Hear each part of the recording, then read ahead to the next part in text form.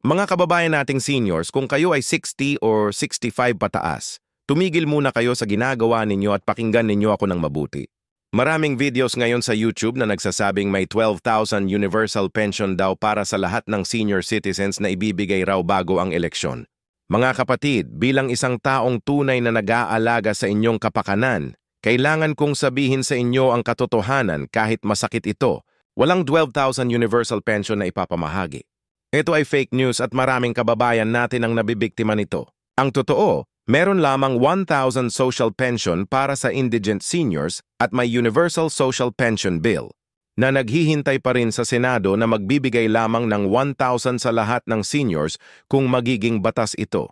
Pero huwag kayong mawalan ng pag-asa dahil sa video na ito, ipapakita ko sa inyo kung paano makakakuha ng lahat ng benepisyo na talagang entitled kayo kung paano protektahan ang inyong pera at ano ang mga hakbang na dapat ninyong gawin ngayong 2025 para masigurado na hindi kayo mauubos ang inyong retirement funds. Nakakonekta ako sa DSWD, SSS at GSIS at alam ko kung ano ang proseso at kung saan nagkakamali ang karamihan ng ating mga seniors, kaya hindi nila natatanggap ang kanilang pension on time. Unang-una, kailangan nating linawin kung ano talaga ang available na pension ngayong 2025. Marami sa atin ay nalilito dahil sa dami ng information at ito ay dahil may tatlong magkakaibang programa na dapat nating maintindihan. Una, meron tayong social pension or SOCPEN na tumatakbo na ngayon at binibigayng DSWD. Ito ang 1,000 per month na tulong para sa mga indigent seniors, ibig sabihin mga lolo at lola natin na walang regular na kita at walang pension mula sa SSS o GSIS. Para makakuha nito, kailangan mong pumasa sa assessment ng DSWD na ikaw ay talagang mahirap at walang ibang mapagkukunan ng pera. Hindi ito para sa lahat at hindi rin ito 12,000. Pangalawa, may House Bill W423 o ang Universal Social Pension Bill na naipasa na sa House of Representatives noong Mayo 2024. Pero hanggang ngayon ay nakatingga pa rin sa committee level ng Senado. Kung magiging batas ito, magbibigay ito ng 500 per month sa lahat ng seniors age 60 and above at tataasan nila ito to 1,000 within 5 years. Pero mga kapatid, wala pang petsa kung kailan ito magiging batas at walang garantiya na maipapasa ito. Pangatlo, mayon din kayong SS o GSIS pension kung kayo ay nag-contribute dati sa inyo trabaho at ito ay iba pa sa social pension. Ang SSS pension ay depende sa contribution ninyo at ang minimum ay 2,000 per month habang ang GSIS naman ay nakadepende rin sa contribution at years of service ninyo. Ngayon, bakit ako nagsasabi ng lahat ng ito? Kasi gusto kong masiguro na hindi kayo biktima ng mga fake news at hindi kayo mag-expect ng pera na hindi naman darating. Ang 12,000 na sinasabi ng ibang channels ay walang basehan. At ang ganitong misinformation ay nakakasama sa ating mga seniors dahil nagbibigay ito ng false hope. Pero may magandang balita pa rin ako para sa inyo. Kahit walang 12,000, may mga paraan pa rin para makakuha kayo ng maximum benefits na entitled kayo. At marami sa ating mga seniors ay hindi nakakaalam nito. Halimbawa, kung kayo ay may SSS pension at mahirap din kayo, pwede pa rin kayong mag-apply para sa social pension. Basta ang inyong monthly pension ay hindi umabot sa threshold na itinakda ng DSWD. Maraming seniors ang hindi nakakaalam nito kaya hindi sila nag-a-apply. Pagdating sa SSS, dapat ninyong malaman na may death benefit na 20,000 to 40,000 depende sa contribution ng member. May funeral benefit na 20,000 at may sickness benefit pa kung may sakit kayo. Ang GSIS naman ay may mas mataas na benefits including hospitalization, emergency loan at iba pang privileges na hindi nila pinapaalahanan ang mga retirees. Pakinggan ninyo ang isang halimbawa ng senior na nakilala ko na si Lola Meding mula sa Quezon City. Si Lola Meding ay 68 years old at may SSS pension na 3,500 per month. Akala niya yun lang ang matatanggap niya. Pero noong tinuruan namin siya, nag-apply siya para sa Senior Citizen Discount Card at na-realize niya na ang kanyang monthly budget ay napahusay dahil sa 20% discount sa medicines, groceries at utilities. Hindi siya nag-apply para sa social pension dahil may SSS siya.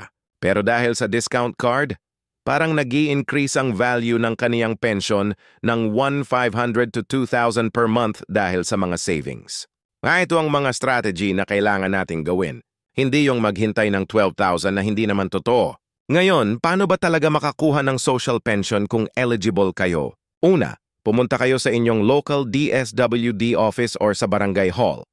Magdala kayo ng valid ID, birth certificate, senior citizen ID at proof of income o affidavit na wala kayong regular na kita.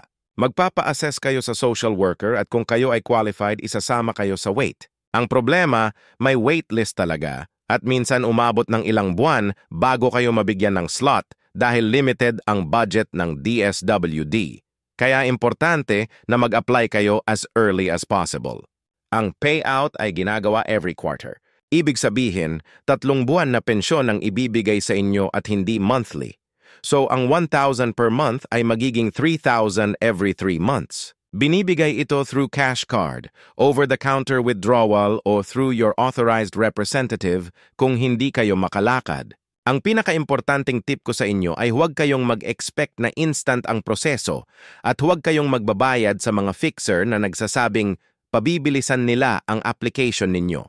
Maraming scammer ngayon na nag-aalok ng ganito at mauubos lang ang pera ninyo. Say yes naman, kung wala pa kayong pension pero may contributions kayo dati, pwede kayong mag-apply for retirement pension kung kayo ay umabot na ng 60 years old at may at least 120 monthly contributions. Ang computation ay nakadepende sa average monthly salary credit ninyo at kung gaano karaming years kayong nag-contribute. Ang minimum pension ngayon ay 2,000 pero ang average ay nasa 5,000 to 8,000 per month. Para mag-apply, pumunta kayo sa SSS branch o mag-apply online sa SS website gamit ang inyong My SSS account. Ang requirements ay birth certificate, valid IDs, marriage certificate kung may asawa kayo at SSS number ninyo. Ang processing ay umabot ng 2 to 3 months at ang payout ay monthly through bank deposit, ATM card o check. Ang tip ko dito ay mag-set up kayo ng direct bank deposit para hindi kayo mahirapan pumila every month at i-update ninyo ang inyong contact details para sa notifications. Ang GSIS naman ay para sa mga government employees na retired na at ang computation ay based sa your highest average salary at years of service. Ang minimum pension ay nasa 5,000 pero ang average ay 10,000 to 15,000 depende sa posisyon ninyo dati. Ang requirements ay similar sa SSS pero may additional documents kung may dependents kayo. Ang payout ay monthly through bank deposit at meron din kayong access sa hospitalization benefits, calamity loans at emergency assistance. Maraming GSI retirees ang hindi nakakaalam na may separation pay pa silang entitled at hindi sila nag-claim dahil hindi nila alam ang proseso. Ang isa pang importante na dapat ninyong malaman ay ang senior citizen benefits na libre at walang kailangan bayaran. First, ang Senior Citizen ID or Oscar ID ay nagbibigay sa inyo ng 20% discount sa medicines, 5% discount sa prime commodities like rice at sardinas at priority lane sa lahat ng government offices, hospitals at establishments. Maraming seniors ang may ID pero hindi nila maximize ang benefits dahil hindi nila alam na covered din ang utilities tulad ng kuryente at tubig. Pangalawa, ang PhilHealth coverage ninyo ay automatic at libre kung kayo ay 60 years old and above at ang coverage ay umabot ng 90,000 per year para sa hospitalization. Ang problema, maraming seniors ang hindi nag-update ng kanilang PhilHealth status kaya declined ang claims nila.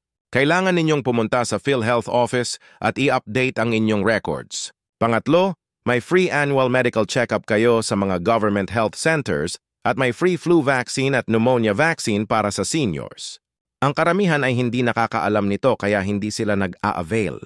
Ngayon mga kaibigan, kailangan din nating pag-usapan ang mga pagkakamali na dapat iwasan para hindi kayo maubusan ng pera. Una, huwag kayong makikinig sa mga videos na nangangako ng malalaking pera na hindi totoo tulad ng 12,000 universal pension.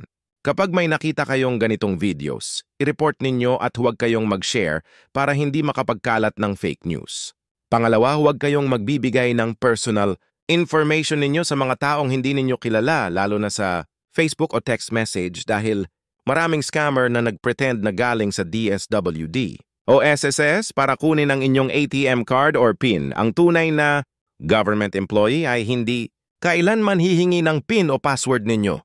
Pangatlo, Huwag kayong makikinig sa mga nag-aalok na mag-invest ng inyong pensyon sa mga high-interest schemes na nangangako ng instant returns. Maraming Ponzi schemes ngayon na tumatarget ng seniors at mawawala lang ang inyong pera.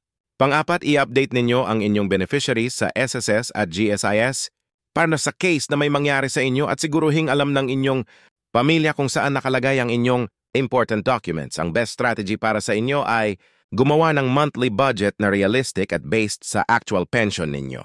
Hindi sa mga pangako na fake. Kung ang pension ninyo ay 5,000 per month, i-allocate ninyo ng 2,000 para sa food, 1,000 para sa medicines using senior discount, 500 para sa utilities with discount, at 500 para sa emergency fund. Ang natitira ay pwede ninyong isave or gamitin para sa inyong leisure. Ang importante ay may control kayo sa inyong pera at hindi kayo gumagastos ng wala sa budget. Maraming seniors ang nag-struggle financially dahil hindi sila nag-budget at sumusunod lang sa mga social pressure na magbigay sa relatives or mag-spend sa mga hindi importante. Sa pagdating ng hospital bills, gamitin ninyo ang inyong PhilHealth at senior discount. Ang combination ng dalawang ito ay maaaring mag-save sa inyo ng 50% to 70% ng total bill at maraming hospitals ang may special packages para sa seniors. Huwag kayong mahiya na magtanong sa social worker ng hospital kung ano ang available na financial assistance para sa inyo. May mga charity programs din at PCF or Philippine Charity Sweepstakes Office na tumutulong sa medical expenses ng seniors na walang pera.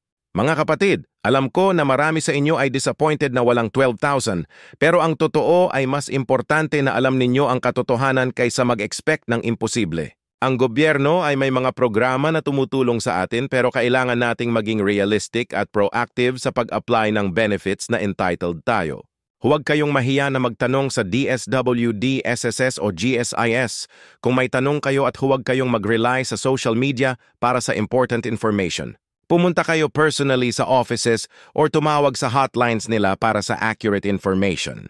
Kung kayo ay may tanong or may kakilala na senior na kailangan ng tulong, i-share ninyo ang video na ito at i-encourage sila na mag-apply sa mga programs na entitled sila. Ang ating mga seniors ay deserve ng respeto at ng tamang information. Hindi ng fake news na nagbibigay ng false hope.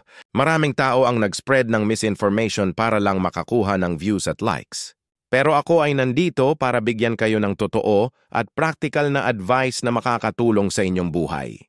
Magtulungan tayo bilang isang community at protektahan natin ang ating mga seniors mula sa mga scammer at fake news peddlers. Salamat sa pakikinig sa akin at sana nakatulong ang video na ito sa inyo.